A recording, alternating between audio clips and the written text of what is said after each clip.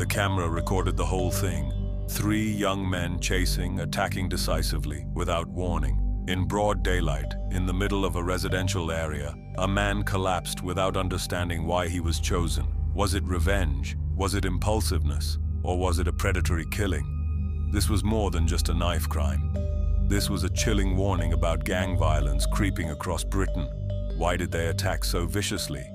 This was a case that sent shivers down the spines of the entire country. Kieran Shepherd lived a quiet life in Great Baddow, a gentrified neighborhood on the edge of Chelmsford, Essex. He was 30 years old, unassuming, with no criminal record. Neighbors described him as a kind, quiet man, often seen walking along the paved walkways under the trees in the morning or early afternoon with his dog. He lived alone. He spoke little, but was a regular presence in the neighborhood, and so was known.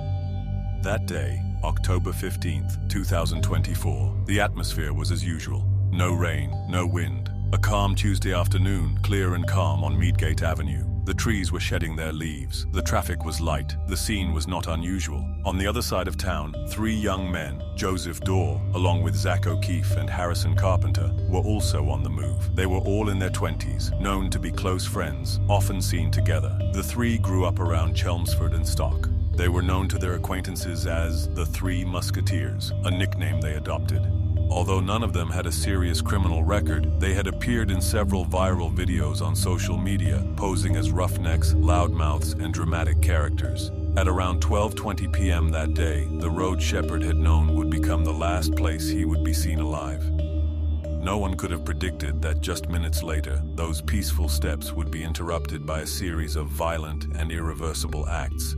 And that's when things began to take a turn. Around 12:21 p.m., October 15th, 2024, 3 young men, Joseph Dorr, Zach O'Keefe, and Harrison Carpenter, enter a small convenience store on the main road leading to Meadgate Avenue. No one seems in a hurry, no behavior that would alert the clerk. A brief, seemingly meaningless stop. Outside, the sun still shines evenly on the sidewalks around the residential area. The air is calm, no arguing, no shouting. Everything is quiet to the point of being cold. In the next frame, near the corner, a man appears. It is Kieran Shepherd. He is walking slowly down the sidewalk, a few hundred meters away from the other group. There is no encounter, no argument, just 2 parallel movements on the same street.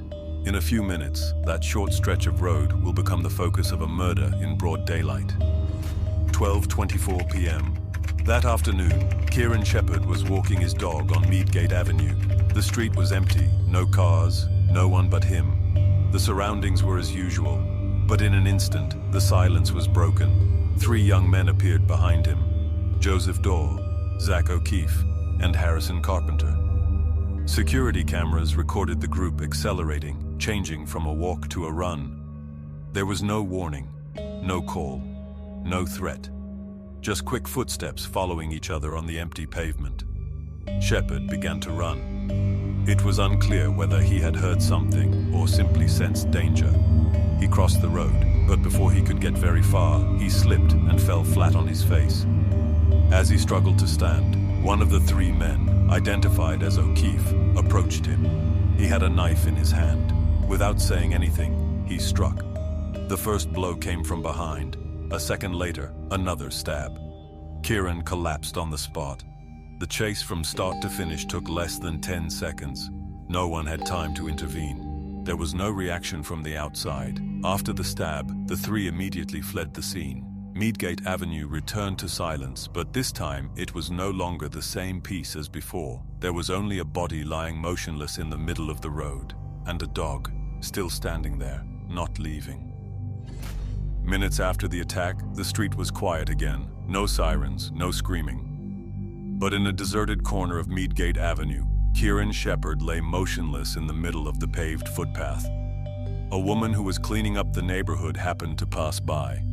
She had no idea what had happened. There was no sign of a chase or a fight. But as she got closer, she could see the body of a man lying face down, motionless, with a dog standing by, unmoving. The moment of realization was instantaneous. The woman pulled out her phone and dialed 999. The time of recording was around 12:30 p.m. Her voice was urgent, trying to keep calm as she described the scene before her.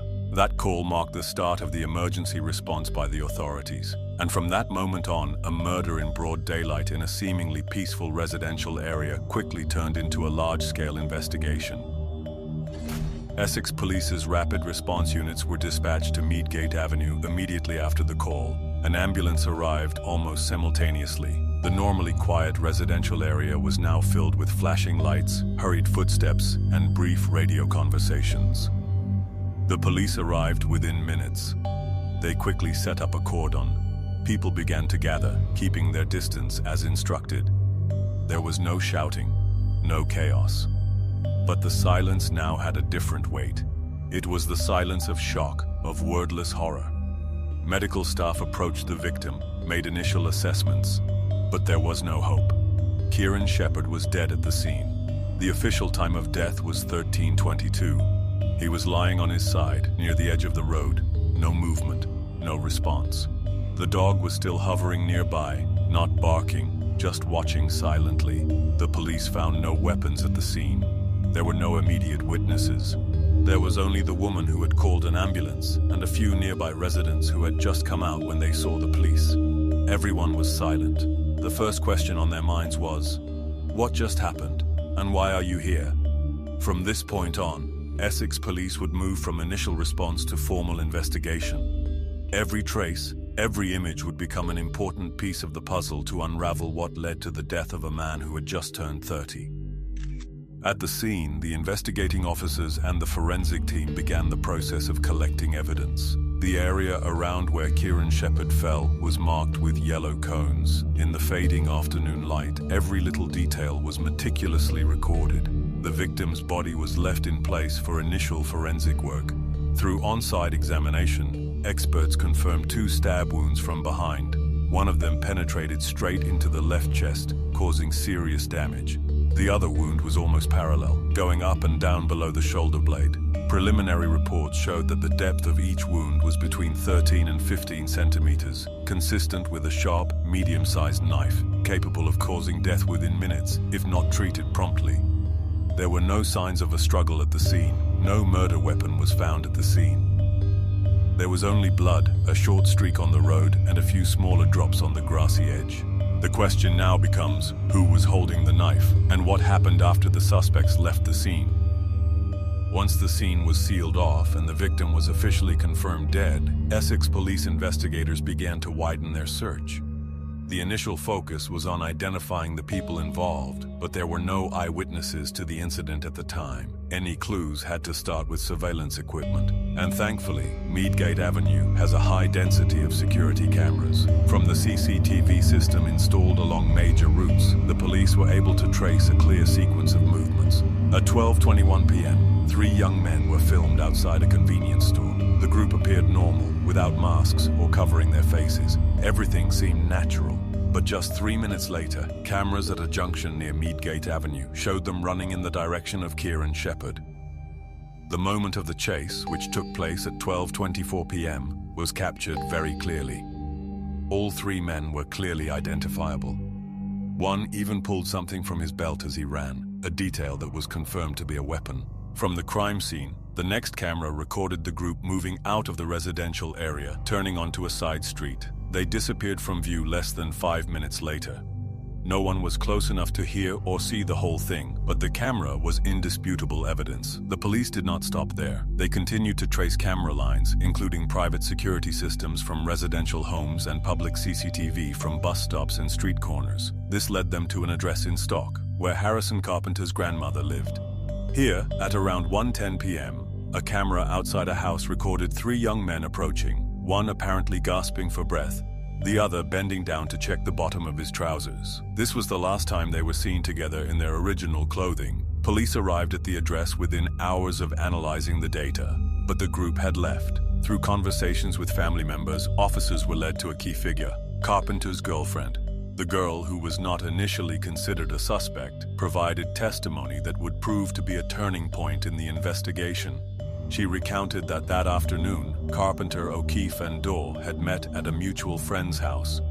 There, she said, the group sat quietly for a while and then started talking about burning clothes. When asked why, Carpenter replied, "We can't leave anything behind." She also confirmed that she had seen a sheathed knife in O'Keefe's hand that same afternoon. When asked what had happened, no one in the group could give a clear answer. Only one sentence from O'Keefe stood out to her: "We had to do it. There was no way back." Based on that account, police examined phone records, GPS signals, and CCTV footage from the area. They found that the group had traveled north to Clacton-on-Sea, a coastal town more than 35 miles from the scene. There, they are believed to have stayed in a caravan for several hours before leaving the area. CCTV from Clacton-on-Sea took longer to collect, but cameras from a local petrol station and shop confirmed that the three had been there that same day in the late afternoon. A shop assistant recalled seeing them buying water and tissues, looking tired and avoiding eye contact. Based on the entire route, images, statements, and timing, Essex police were able to identify the three as Joseph Dorr, Zach O'Keefe, and Harrison Carpenter, and locate the three main suspects. From a case with no direct witnesses, the investigation now had a map of their movements, circumstantial evidence, and solid video evidence. But to arrest the three, the police needed to act quickly.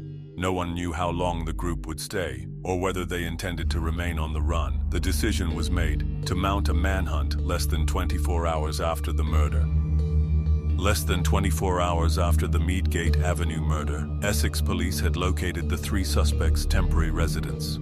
Using CCTV footage along the escape route, GPS data, and witness statements, the team narrowed the search down to the coast at a caravan park near Clacton-on-Sea.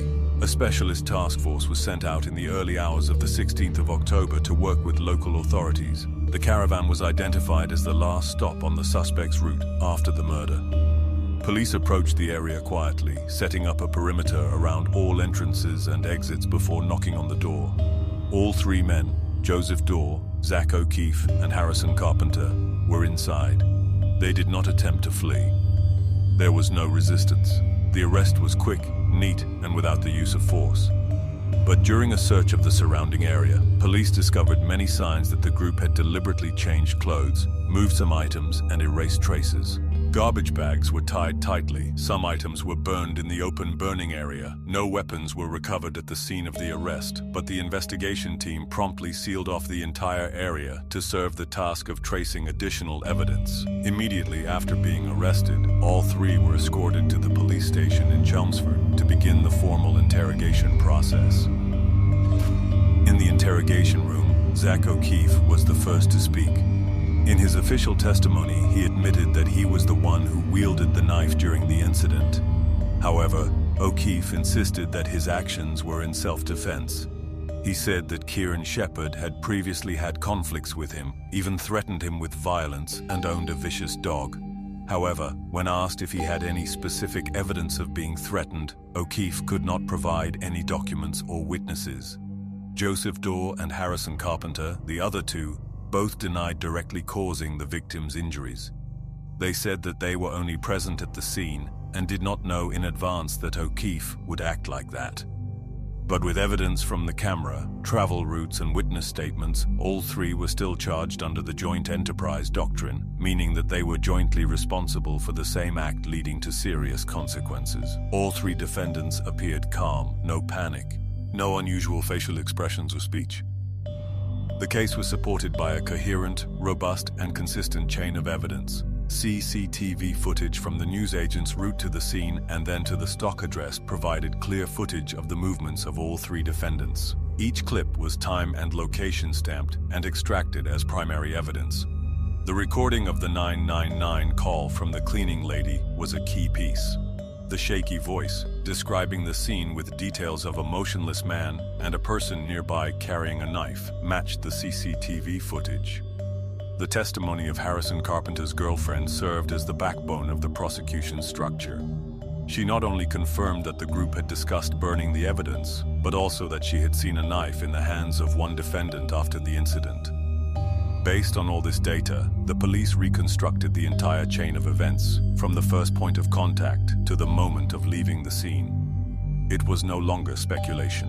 The file is now a logical diagram, weighty enough to bring all three men to trial in a criminal court. At Chelmsford Crown Court, the formal trial of Joseph Daw, Zach O'Keefe, and Harrison Carpenter began in front of the victims' families, legal representatives, and local media. All three defendants were charged with murder, the most severe form of the British Criminal Code. The trial lasted several days, each closely coordinated and chaired by a senior judge. The 12-member jury heard the full presentations from the prosecution and defense, as well as being shown CCTV footage, crime scene photographs, and forensic charts. The arguments focused on the specific roles of each defendant, the degree of premeditation in their actions, and whether their actions were part of a planned attack. The defense argued for a lack of preparation, trying to dismiss the element of intent. Meanwhile, the prosecution has emphasized coordinated conduct, purposeful movement, and group action as the basis for the murder charge. As of August 2025, the trial has yet to conclude. A final verdict has not been announced. The defendants remain in custody pending a verdict. The victim's family sits silently in the front row, waiting for clear justice from the justice system. As the court prepares to wrap up its closing arguments, attention turns to the reaction of the public, who have been closely following the case from the sidelines. The frustration is not confined to the courtroom. It spills out into the corridors, into every social media post, every sidewalk conversation in Great Baddow and Chelmsford, because people can't understand why, with all the evidence on the table, from multiple cameras, a full timeline, clear witness statements, to the flight and the erasure of evidence, a verdict has not yet been delivered. Patience with the justice system is starting to wear thin. Some say bluntly, if this case isn't enough to convict, what case is? It's not that the public wants a quick verdict, they want a fair verdict. But fair doesn't mean an indefinite wait. For the public, the delay is like a crack in the law's ability to protect. In Britain, the criminal justice system is built on the principle of absolute fairness. No conviction beyond a reasonable doubt. But when the images have recorded every step, when the confession has been read in court, when the evidence and the story match up minute by minute, the silence of the verdict is no longer felt as caution, but as an unanswered void. The victim's family waits, the people wait, and each day that passes without an end is the day that makes justice more distant in the eyes of those who believe in it. This case not only left a life lying on the side of the road, but also left a lingering question for the whole community. What drove three young men in broad daylight in a peaceful residential area to commit an irreversible act? All it took was one wrong decision in a few seconds, and all three of them pushed themselves into a dead end. There were no weapons of war. There was no grand conspiracy, just a knife and an out-of-control group mentality.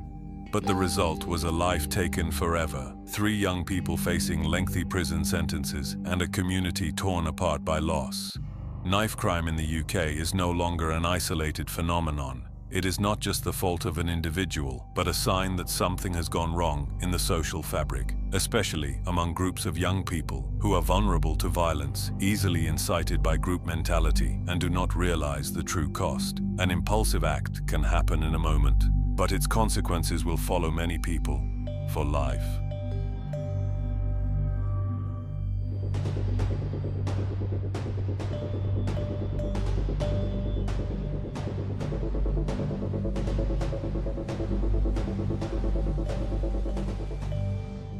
So what if we want to live by the Sharia in Muslim lands?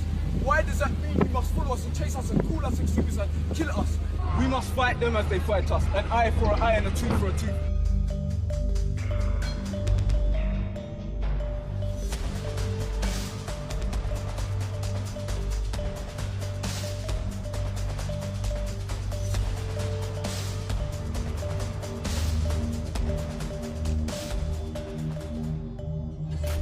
Surveillance footage captured the chilling moment. Two men mowed down a soldier with a car just meters from his barracks before viciously and deliberately attacking him with knives. Yet even after killing him, they did not run away. Instead, they turned to the nearest camera, speaking in what appeared to be a direct challenge to the public. And when armed officers arrived, the two men charged, forcing police to open fire. What led to such recklessness? Was it a personal vendetta or a carefully planned act of organized terrorism? Today, we look back at a case that shook the UK's political and security establishment to its core. Wellington Street, Woolwich, southeast London, is a quiet street adjacent to the Royal Artillery Barracks. The area is a mix of residential homes, small shops, and military structures, and is frequently visited by soldiers. On a cool afternoon in May 2013, the sun was shining brightly on the distinctive red brick houses. Against this backdrop, Lee James Rigby, 25, a soldier with the Royal Artillery Regiment from Middleton, Greater Manchester, was a familiar face to the community. He was loved by his comrades, family and neighbors for his friendliness, humor and dedication. At the same time, Michael Olumide Adebolajo, 28, of Romford, Essex, and Michael Oluwatobi Adebowale, 22, of Greenwich, London, both British citizens of Nigerian descent who converted to Islam, were also in the area. No one could have guessed that this seemingly normal afternoon would be the setting for an event that shocked the whole of Britain. Before the incident, Lee James Rigby's life was a steady rhythm between military and family responsibilities. He regularly attended training, performed as a drummer for the Royal Artillery, and maintained close contact with relatives in Middleton, where he grew up. Outside of work, Rigby spent much of his free time with his young son, participating in community activities and supporting veteran charities, especially Help for Heroes. Quiet evenings at home with his family, and after-work meetings with friends and comrades all contributed to the image of a close-knit, well-liked soldier. No one in his circle could have imagined that these simple moments would soon become his last memories. On the afternoon of 22nd May 2013, Lee James Rigby left Woolwich Arsenal Station and walked towards the Royal Artillery Barracks. For him, it was a routine journey, with no unusual signs along the way. However, beneath the placid surface lay a deep conflict beyond Rigby's control. Michael Olumide Adebolajo and Michael Oluwatobi Adebowale, both extremists, had long harbored the intention of carrying out a violent act of protest against British military involvement in Muslim countries. Although they did not know Rigby, they saw targeting a uniformed soldier as a way to get their message across. As Rigby approached Wellington Street, the two were already in the area, silently observing and waiting for the right moment to approach. The conflict does not originate from the individual victim, but from an ideological conflict that has been brewing for a long time, causing the seemingly calm atmosphere to potentially explode at any time. As Lee James Rigby approached Wellington Street, Michael Olumide Adebolajo and Michael Oluwatobi Adebowale were already in a blue Vauxhall Tigra. Adebolajo got behind the wheel, accelerated, and drove straight into Rigby, causing him to collapse onto the road. Not stopping there, the two quickly got out of the car, each holding a weapon, Adebolajo with an axe and a large knife, Adebowale with a long knife, and advanced towards Rigby. In a few short seconds, they attacked him repeatedly, aiming at his head and neck. The whole thing happened in broad daylight, right in front of terrified passers-by. Some people tried to stop them from a distance, but no one dared to approach for fear of being attacked. After stopping, both still holding the weapon, blood still on their hands, stood at the scene and started talking to people around, seemingly wanting to explain their actions. A tense atmosphere hung over the street, turning a peaceful afternoon into the scene of a shocking attack.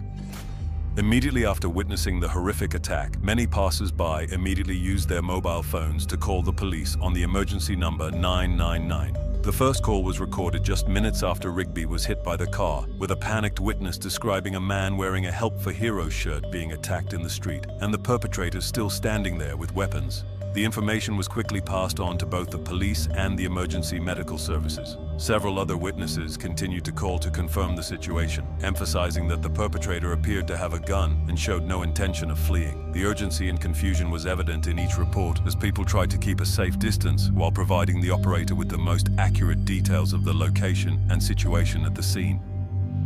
Within minutes of receiving the call, the first unarmed police units arrived on Wellington Street. They quickly established a perimeter, keeping a distance from the two suspects who were still armed and appeared ready to fight back.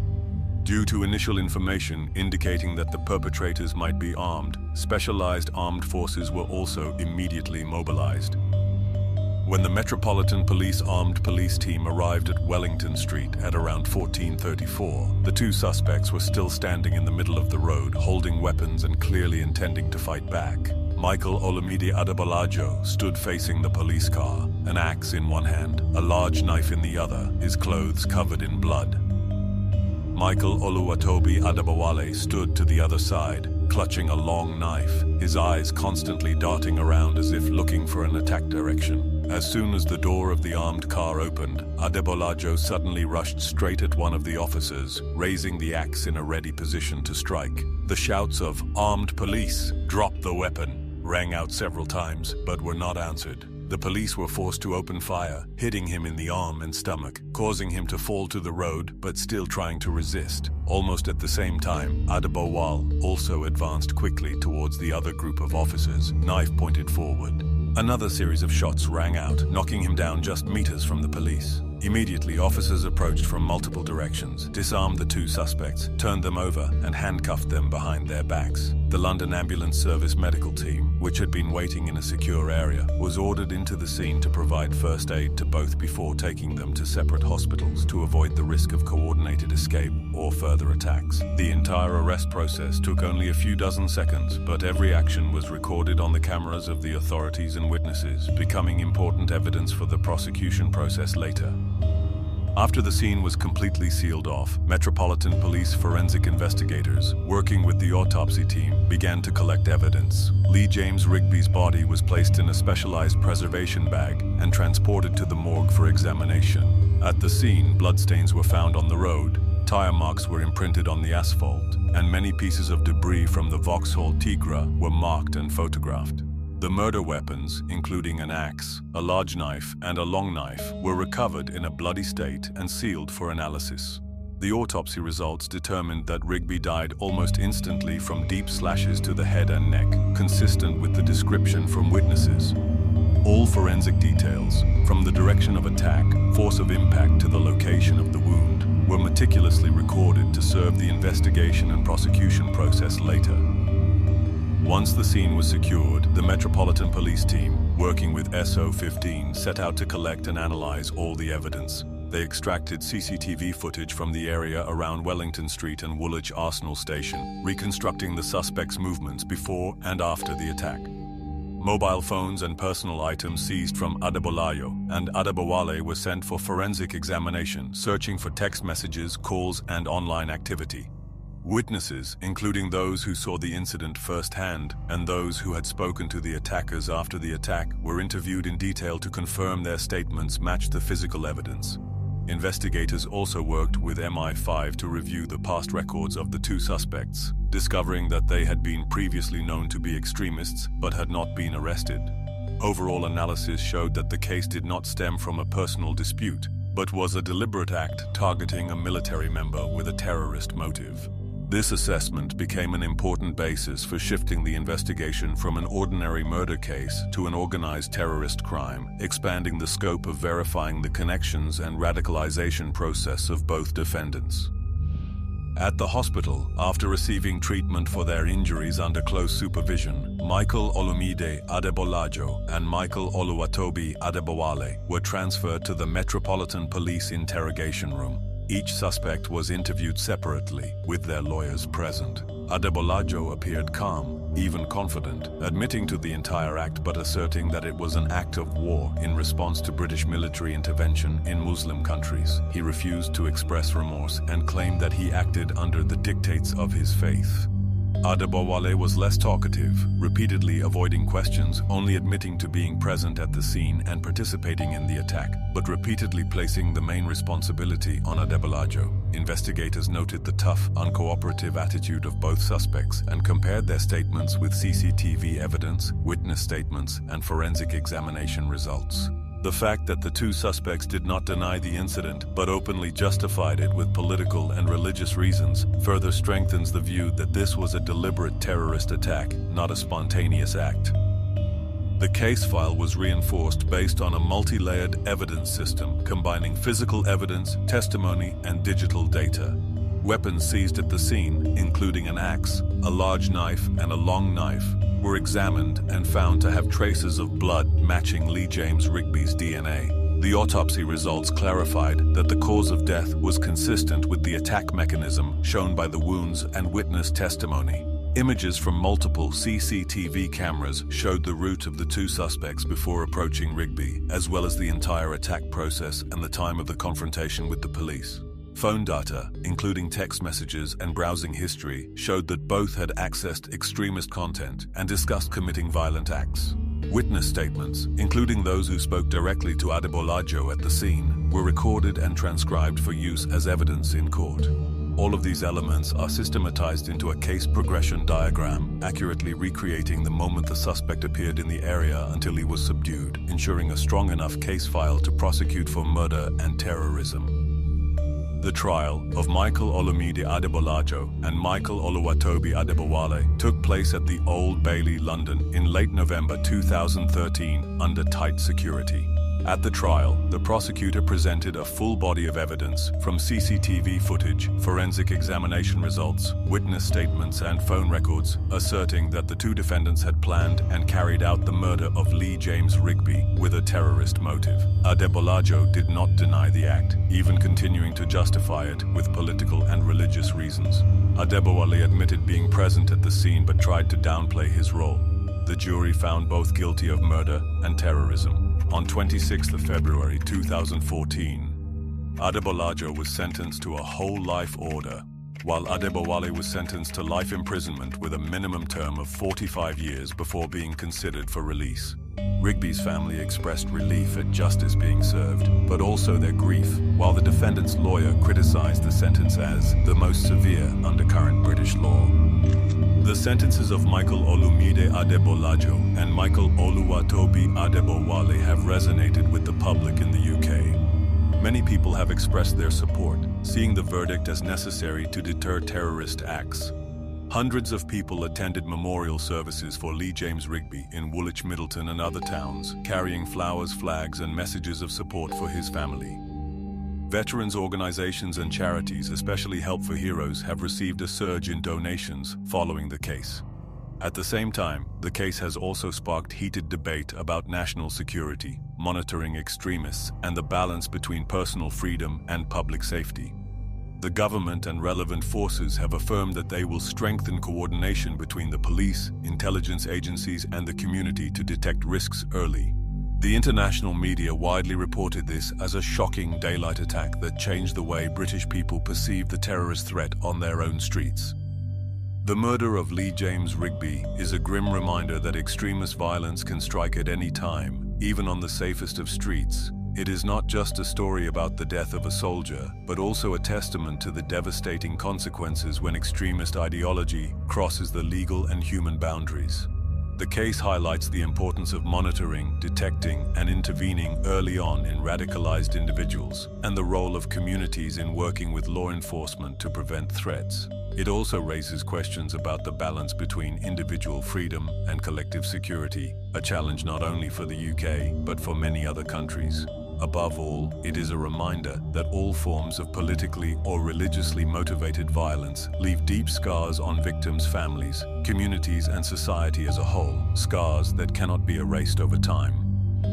The Woolwich Lee Rigby case has come to a close with a harsh sentence for the perpetrator, but the big question remains: what do you think about how the legal system and the authorities handle extremist-motivated attacks like this? Are the current measures enough to prevent similar threats in the future? Share your thoughts in the comments below. Don't forget to subscribe to the channel to follow the next stories and discuss with us in a respectful and sober manner. Channel team, DN True Crime UK, thank you for watching until the very end. We appreciate every viewer who accompanies us on our journey to tell the truth with sobriety and respect. Wishing you good health and all the best.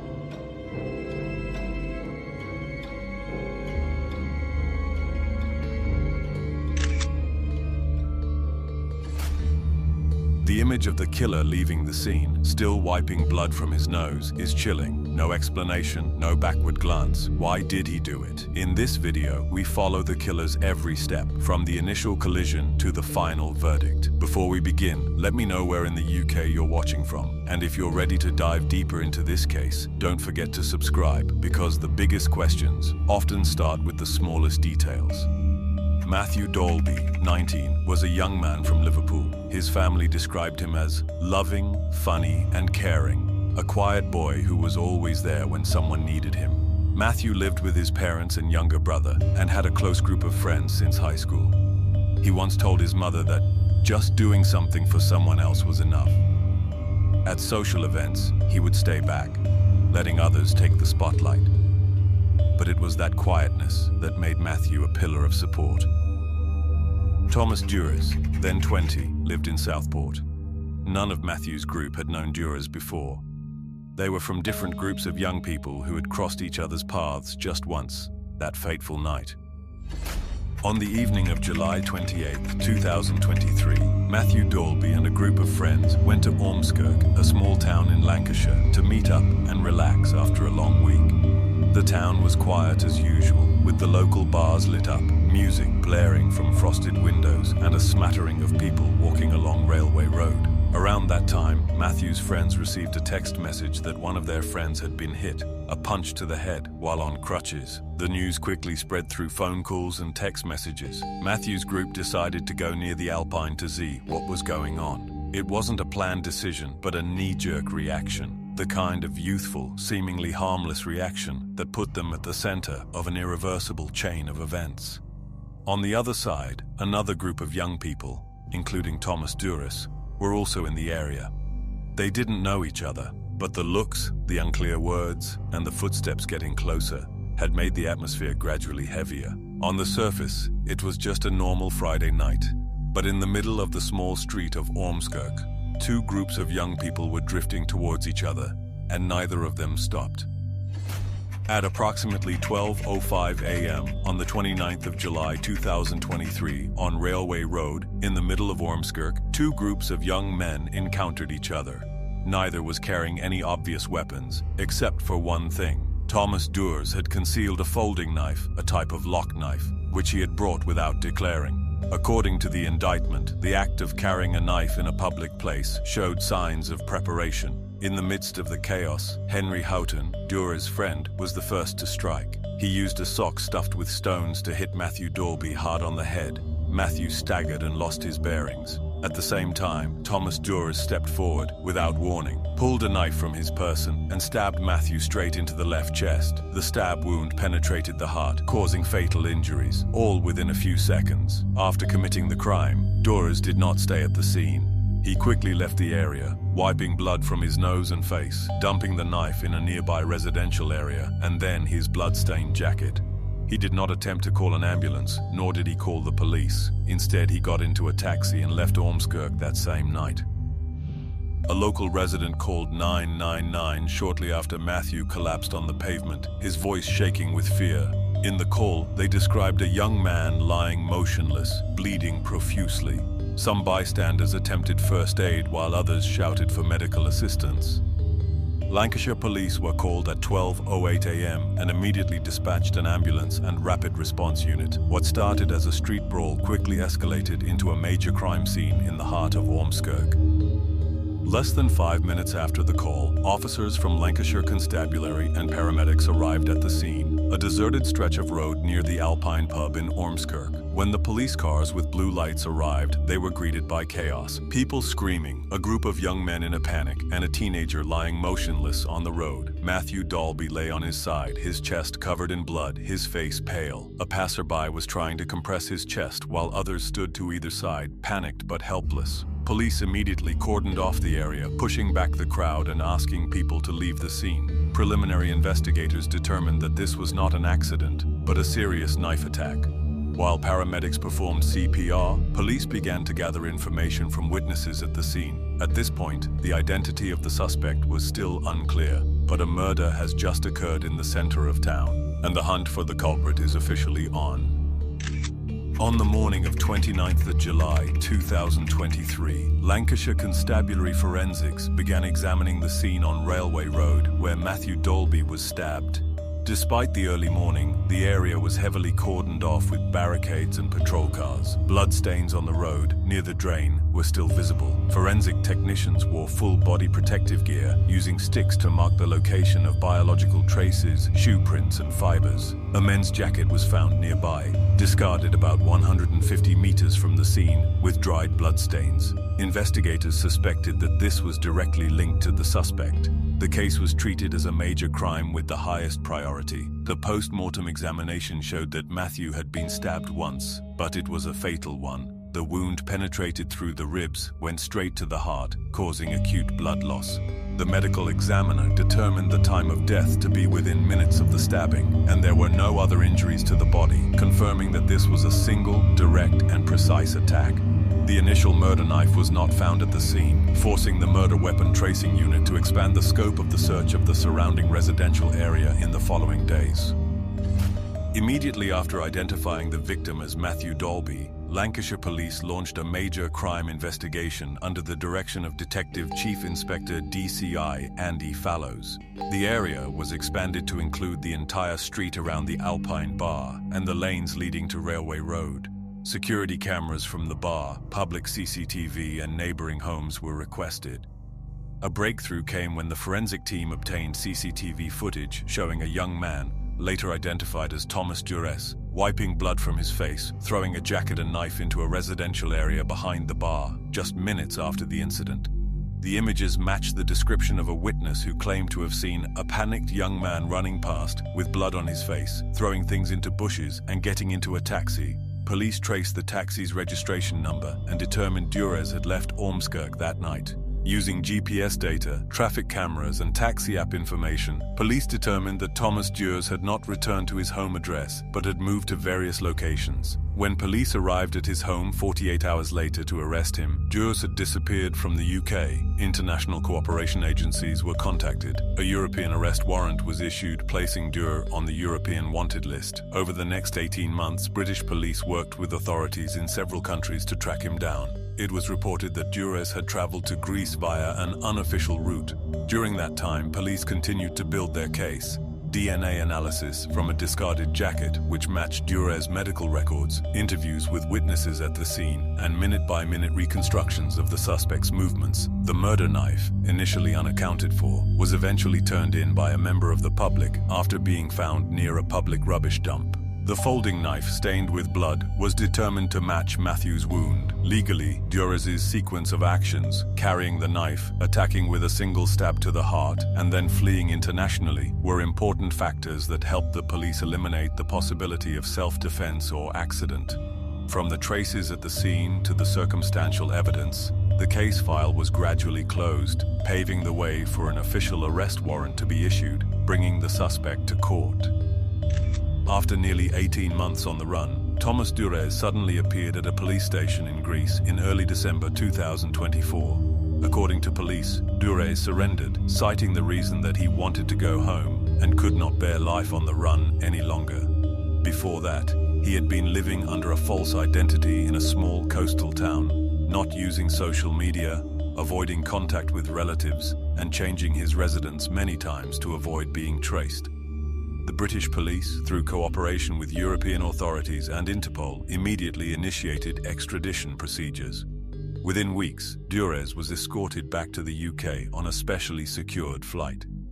Images of him handcuffed and escorted by British police at the airport were widely published, marking the end of nearly 2 years of searching. Upon arriving in the UK, Dures was formally arrested on a warrant from the Crown Prosecution Service, CPS, and remanded in custody at a Category B security prison pending trial. Although he did not resist extradition, police said Dures remained cold and uncommunicative during the return journey. The successful arrest ended the longest runaway in a Lancashire murder case in almost a decade. After being extradited to the UK, Thomas Dures was taken to Lancashire Constabulary for questioning under the supervision of senior detectives. During the interview, Dures remained silent on most questions, answering only administrative questions such as his name, address, and residential status. When asked directly about stabbing Matthew Dolby, Durez denied the crime, saying it all happened so quickly and denied any intention to kill. What caught the attention of investigators was Durez's cold and unemotional demeanor. He did not express remorse, nor did he ask about the victim's condition. Instead, he avoided questions about the knife, as well as his actions after leaving the scene.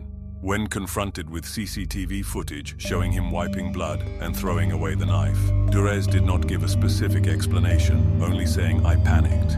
The police took note of this statement, but determined that there was a lack of cooperation and continued to complete the prosecution case based on objective evidence, rather than the defendant's statement. The case against Thomas Durez was supported by a coherent chain of evidence: CCTV footage of the entire aftermath of the crime, a jacket with the victim's blood on it, a folding knife found in a residential area near the crime scene, and GPS data from the taxi Durez used to leave Ormskirk. In addition, witness testimony confirmed Durez's escape and disposal of evidence. All of this was reconstructed into a logical slideshow, clearly showing the chain of actions from the crime to the disposal of evidence, creating a solid legal basis for a murder prosecution. On 28th July 2025, after a 3-week trial at Preston Crown Court, Thomas Durez was found guilty of murder by a jury. The verdict was delivered by Judge Robert Altham in a court attended by the victim's relatives and media. During the sentencing, the prosecution barrister, representing the Crown Prosecution Service, CPS, stressed that Durez's actions were not a knee-jerk reaction, but a deliberate act, carried out with a weapon and aimed at the point of death. They argued that his flight from the UK after the crime was a clear indication of guilt.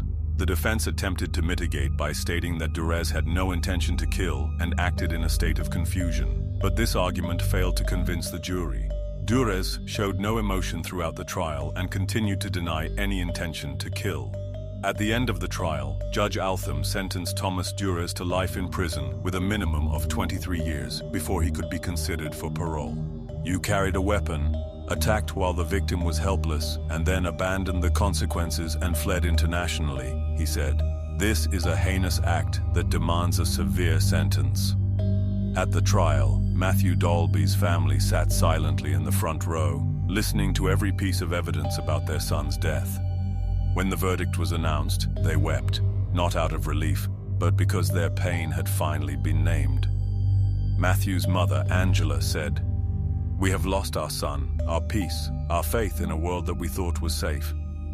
She said that now, every time she hears the sound of a knife on a chopping board, her heart aches. There are no more birthday cakes, just flowers on the grave. Matthew's father had only one word to say. "He used to ask me if the world was fair. Now I don't know how to answer." For them, justice would not bring Matthew back, but at least it was an acknowledgement. Their son had died unjustly, and that must not be forgotten.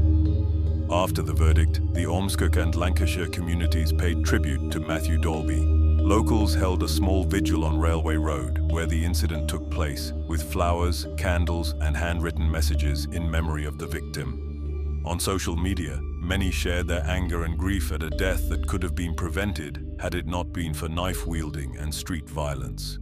Matthew's family called for campaigns against young people carrying weapons, stressing that just one knife can ruin lives. Lancashire Constabulary said, "We hope today's sentence sends out a clear message. Knife violence has no place in our communities." The case serves as a wake-up call to the wider community about the consequences of carrying weapons in public. The Matthew Dolby case is not just a family tragedy, it is also a warning about a worrying reality: the knife culture among young people in Britain. A punch, a misdirected glance, or an impulsive challenge, combined with a concealed knife, can turn an ordinary night into a permanent tragedy. Thomas Durez was no stranger to the law, but the frightening thing is that he carried a knife as a means of self-defense, a flawed mindset shared by many young people today. That behavior, even before committing a crime, is illegal, and when that knife is pulled out in a moment of chaos, the consequences are irreversible. Legally, the case also highlights the pivotal role of CCTV, physical evidence, and international cooperation in catching suspects who have fled abroad. No one can escape forever. Above all, Matthew did not die because of bad luck. He died because someone chose to carry a knife and chose to use it. It was something that could have been prevented. What do you think of this case? Just one knife, seemingly small, but enough to change the fate of two families forever. If it hadn't appeared on Ormskirk Street that night, would things have been different? Do you think it's down to the individual, or is it a system that wasn't strong enough to prevent the tragedy from happening? Share your thoughts in the comments, and if you believe stories like this need to be heard more, please leave a like, share and subscribe, because some stories aren't just meant to be told, they're meant to be told. The DN, True Crime UK team, thanks you for watching until the end. We don't make up a script, we make up the truth.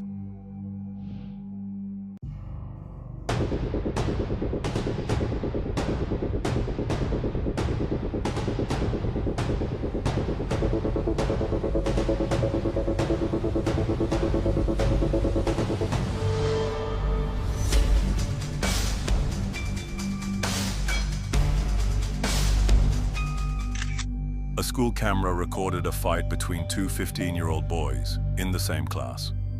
At that time, everything seemed like a normal argument, but few people expected that, just a few minutes later, a horrific murder would occur right on the campus of the school that was considered the safest. What was even more shocking was that after the attack, he did not run away, but calmly walked into the cafeteria, waving the knife in front of the teacher and dozens of panicking students.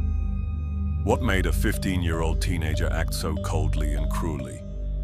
This is the case that shocked the whole UK. Harvey Wilgoose, a 15-year-old boy, was described by friends and family as cheerful, mischievous, sociable, and always bringing laughter to those around him. Harvey was a student at All Saints Catholic High School in Sheffield, South Yorkshire. His life revolved around his family, friends, and his love of football. Relatives, especially Harvey's mother, Mrs. Caroline Wilgoose, shared that her son was a lively, happy child with lots of friends and always caring for others. The local community in Sheffield also remembered him as a model student, not involved in trouble. Another boy studying at this school, also 15, had shown a special interest in weapons and had previously displayed worrying behavior. These signs were not completely unfamiliar to his family, community, and school, but it seemed that no one really paid enough attention or intervened promptly. The lack of educational measures, psychological support, and behavioral control has unintentionally created conditions for potential dangers to not be thoroughly handled, leading to heartbreaking incidents later. Harvey Wilgoose is still a boy with a simple but energetic lifestyle. Every morning he wakes up early to prepare for school, often stopping by the kitchen to chat with his mother before leaving home. Harvey's favorite thing is playing football with his friends after school or gathering in the park near his house to laugh and tell stories. He has many dreams, of which the most prominent is the desire to work in the sports field, where Harvey can combine his passion and agility. Friends say that he is always the first to start a conversation and is also the one who is ready to stand up for his friends when needed. In the family, Harvey is his mother's pride and the source of joy for the whole family. Mrs. Carolyn once said that every time he walked in the door, he smiled and asked his mother if she had eaten yet. Such small habits have created the image of a thoughtful, warm son who always brings laughter to everyone. On the morning of February 3rd, 2025, Harvey went to school as usual. The weather in Sheffield was chilly, and a thin mist surrounded the road leading to the school gate. In the morning class, he still chatted with his close friends, mixed with the cheerful laughter of the whole class. During recess, the schoolyard was bustling with students gathered in groups. That same day, another boy in the school also attended all classes. There had been small tensions between the two sides before, stemming from exchanges on social networks. In the morning, Harvey told a few friends that the other boy had a knife hidden under his shirt. That story caught the attention of his friends, but everything went on as usual, and no one expected it to become an important detail later. When the lunch bell rang, students rushed out into the yard and the cafeteria area. Harvey and his friends found a familiar corner to sit and eat amidst the noisy atmosphere of hundreds of students chatting. Outside, small movements between groups of students had yet to raise any obvious alarm. Around 12:15 p.m., the All Saints Catholic High School campus was filled with the laughter of students at lunchtime. Harvey sat with a group of friends at a familiar table outside the cafeteria, holding a lunchbox. The atmosphere was normal until another 15-year-old boy approached. His steps were quick and decisive. When he reached him, he suddenly threw a powerful punch that knocked Harvey backwards. Before the victim could regain his balance, the other boy pulled out a 13-centimeter-long sawed-off hunting knife from his shirt. The blade stabbed straight into Harvey's chest, piercing through his uniform. Immediately after, another stab was aimed at his abdomen. The movement was neat and decisive. Everything happened so quickly that the surrounding students could only stand still, then scream in unison. Harvey collapsed almost immediately. But the incident did not stop there. The other boy did not run away but calmly walked into the cafeteria area, still holding the knife. Before the shocked eyes of dozens of students and teachers, he jumped around, waving the knife, making the already chaotic scene even more terrifying.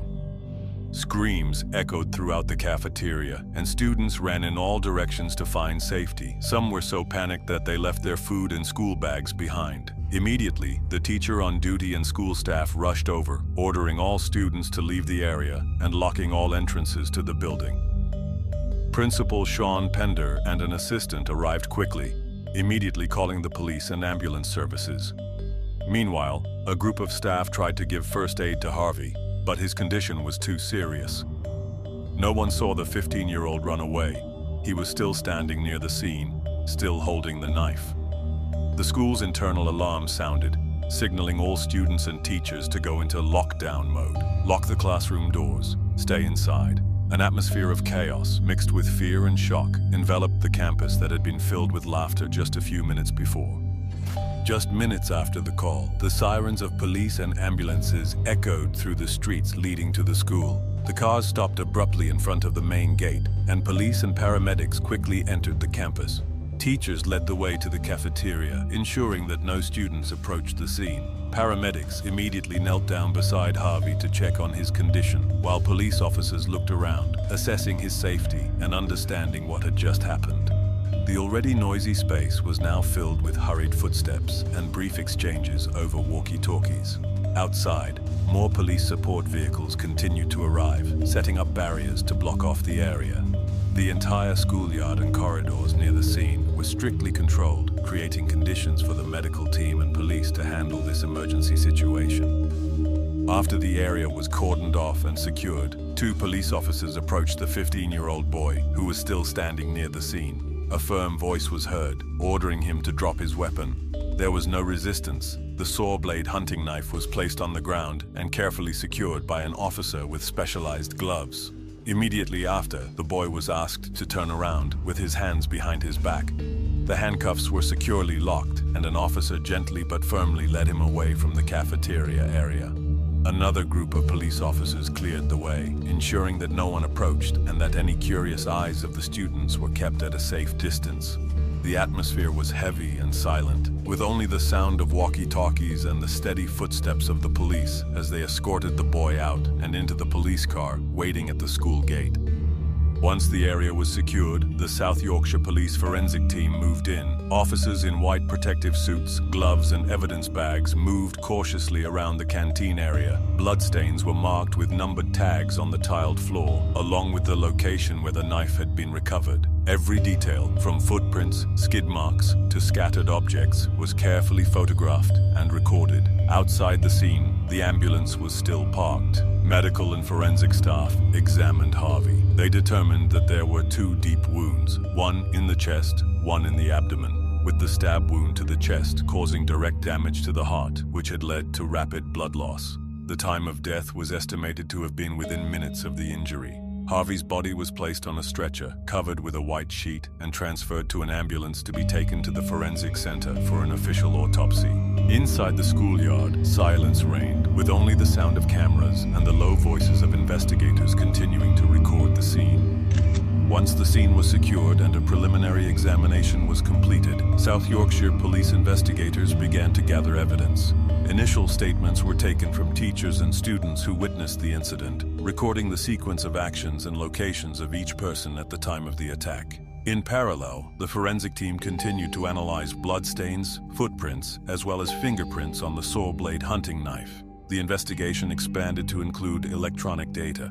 The 15-year-old boy's phone was seized for text messages, photos, and search history. Snapchat messages between the two parties showed a previous conflict, along with threats and photos of the boy holding a knife. This was important evidence proving the preparatory nature of the act. From a criminal perspective, investigators identified 3 key elements to support the charge. 1. Bringing a knife to school, an offense under UK weapons legislation. 2. Actively approaching the victim, attacking the vital area. 3. Testimony and data show clear awareness of the behavior. Cross-referencing witness statements, injury analysis, and on-site reaction times helped investigators reconstruct the entire chain of events, creating a solid foundation for the prosecution case. After being escorted to South Yorkshire Police Headquarters, the 15-year-old boy was taken to a juvenile interrogation room with his lawyer and legal guardian present. Investigators began with basic questions to confirm his identity, then gradually moved on to the events of the afternoon on the 3rd of February. Initially, he admitted to stabbing Harvey but insisted that the action was a spontaneous reaction stemming from instant anger. When asked about the knife, he said he had brought it because he was afraid of being attacked and said he had no intention of using it unless threatened. However, when investigators presented details from witness statements and Snapchat messages, he appeared confused and avoided answering directly about why he approached Harvey in the first place. Throughout the process, investigators noted a lack of emotion, short answers, and no obvious signs of remorse. The contradictions between the testimony and the collected evidence became an important basis to reject the self-defense argument, reinforcing the view that the attack was proactive and prepared. After the interrogations, the investigation team compiled all the data collected to strengthen the case file. The 13-centimeter-long saw-blade hunting knife, seized at the scene, was sent to the forensic laboratory for fingerprint and DNA analysis and confirmed that it was the murder weapon that caused the 2 fatal wounds. The results showed that both the fingerprints and the DNA sample on the knife handle matched the 15-year-old boy. Crime scene photos, witness location diagrams, and detailed wound descriptions from the forensic report were arranged in chronological order. Data from the phone, including Snapchat messages, photos of the boy holding the knife, and search history for weapons, were backed up and sealed as digital evidence. Testimonies from teachers, students, and details of Harvey's comments about the boy having a knife in the morning were included in the official report. The combination of physical evidence and consistent testimony from multiple sources created a strong case for prosecution. This is the basis for the Crown Prosecution Service to build its case in court, aiming for a charge of premeditated murder. The trial took place at Sheffield Crown Court from late June to early August 2025, under the supervision of a judge and jury. The Crown Prosecution Service presented all the evidence: the murder weapon, forensic results, electronic data, and witness statements. The prosecutor stressed that bringing the knife into the school, approaching the victim, and directly striking the vital area clearly showed the intention to cause death. The defense admitted stabbing Harvey, but argued that this was an impulsive act in a fit of anger, not premeditated murder. The 15-year-old also admitted manslaughter, but denied murder. However, after deliberating, the jury rejected this argument, saying the evidence showed a calculated act. On the 8th of August 2025, the court officially found the boy guilty of murder. Sentencing is set for October 2025, and the court said it would consider lifting the anonymity order at the final sentencing. In the immediate aftermath of the verdict, many people in Sheffield expressed shock and grief. The gates of All Saints Catholic High School were turned into a makeshift memorial, with flowers, photographs, and handwritten messages left for Harvey. Friends and teachers shared fond memories of him, highlighting his smile and generosity. Harvey's family, especially his mother Caroline Wilgoose, said emotionally that she wanted her son to be remembered as a happy, lively, sociable child, and hoped no other family would have to go through such a loss. Many parents in the area have called for schools to step up security measures and control the possession of weapons. South Yorkshire Police and local officials have stressed that the case is a wake-up call about the problem of cutting and carving among young people. Several community organizations immediately launched awareness campaigns aimed at preventing the carrying of weapons in schools, with the message, "Never again," spreading on social media. The incident at All Saints Catholic High School is not just a personal tragedy, but also a reflection of the existential threat of knife carrying among young people in the UK. It shows that seemingly minor conflicts, when combined with access to weapons, can lead to irreversible consequences. The lesson is that prevention needs to start early, educating children about the dangers of violence, creating safe environments for them to share conflicts and receive timely support. Schools and parents need to work closely to spot the signs of danger, such as the possession or excessive interest in weapons. From a societal perspective, this is a call for stronger knife controls alongside community intervention programs to reduce risk and protect the younger generation. Every individual, organization, and authority has a role to play in ensuring there is never another Harvey. After listening to the whole story of Harvey Wilgoose, what do you think is the most important factor in preventing similar incidents in the future?